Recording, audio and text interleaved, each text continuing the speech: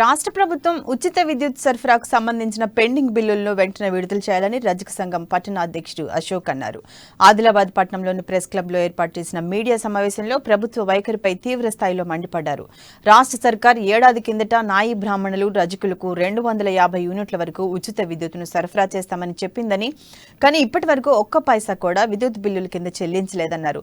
దీంతో సంబంధిత శాఖ అధికారులు వేలకు వేలు బిల్లులు వేసి తమ నుండి వసూలు చేసేందుకు సిద్ధమవుతున్నారన్నారు.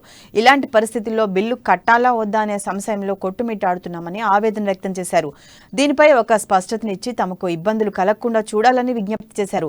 అందరూ ఏకతాటిపైకొచ్చి పోరాటానికి సిద్ధం కావాలని పిలుపునిచ్చారు. సబ్సిడీ కరెంటు బిల్లు వెంటనే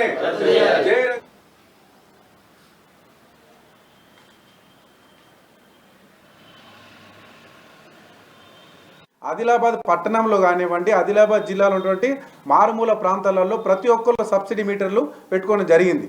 దాని ద్వారా ఒక 6-7 నెలలు మాకు సబ్సిడీ వచ్చింది. ఆ 6-7 నెలలు సబ్సిడీ వచ్చిన తర్వాత దాని తర్వాత మా ఒక్కొక్కలకు మా రజకులు ప్రతి ఒక్కళ్ళు ఇస్త్రీ చేసేటోళ్ళు భయపడుతున్నారు. ఒక్కొక్కరికి 5,000 బిల్లు, 6,000 బిల్లు, 7,000 బిల్లు, 10,000 బిల్లు.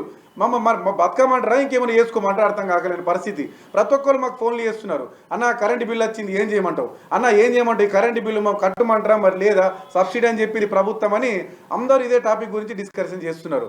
మరి ఈ కరెంటు బిల్లుకు సంబంధించి ఈ బీసీ కార్పొరేషన్కు వెళ్ళడం కూడా జరిగింది. మరి కలెక్టర్ మేడంకు గత నెలలో కూడా మేము పిటిషన్ కూడా ఇవ్వడం జరిగింది.